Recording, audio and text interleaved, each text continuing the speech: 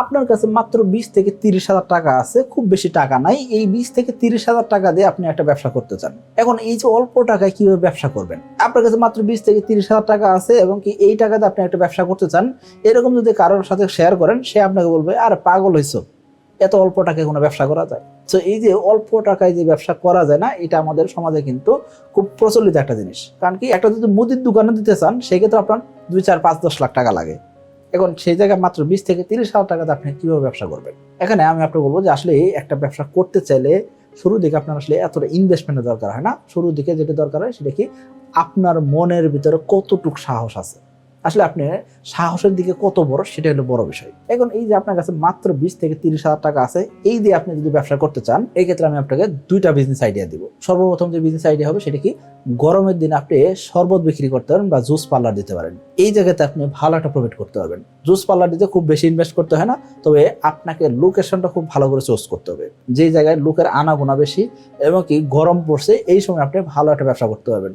এখন আপনি বলতেন ভাই এটা তো সিজনাল ব্যবসা হইলো। হ্যাঁ, আপনি জাস্ট 5 থেকে 6 মাস নিয়মিত ব্যবসাটা করতে পারেন, ইনশাআল্লাহ আশা করা যায় এই যে আপনার একটা শুরুর দিকে চিন্তা ছিল এত অল্প টাকা ব্যবসা কিভাবে করবেন, সেই চিন্তা ধারণা থেকে আপনি বেরিয়ে আসতে পারবেন।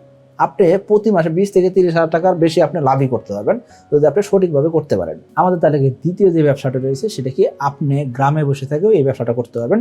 সেটা কি, লিচু, আম, কাঁঠাল এই ধরনের ফলমূল এই যে গ্রীষ্মকাল শুরু হয়ে গেছে, এই সময় পাওয়া যায়। তার মানে এই গ্রীষ্মকালে বা গরমকালে আপনি এই ধরনের প্রোডাক্ট বিক্রি করতে পারতেছেন। সেটা আম হইতে পারে, লিচু হইতে পারে, অথবা কাঁঠাল হইতে পারে। এই ধরনের প্রোডাক্ট আপনি যদি বিক্রি করেন, সেক্ষেত্রে গ্রামাঞ্চলে এটা খুব কম দামে পাওয়া যায়। আপনি এই প্রোডাক্টগুলো অনলাইনে বিক্রি করতে পারেন, অফলাইনে বিক্রি করতে পারেন। আমি আপনাকে একটা তথ্য দিব, আপনি শুনলে অবাক হবেন। সেটা কি, আমার দেখা একজন অফলাইন বিক্রেতা, যে কি করে কাঁঠাল বিক্রি করে, শুধুমাত্র কাঁঠাল বিক্রি করে। সে কি করে, গাজীপুর থেকে, বেশি দূরে না, ঢাকা থেকে বেশি দূর না, তাই না, এই যে গাজীপুর ভালুকা থেকে সে কি করে, এক গাড়ি করে কাঁঠাল নিয়ে আসে। কি গাড়ি জানেন? পিকআপ, ছোট ছোট পিকআপ যেটা আছে, X2 পিকআপ।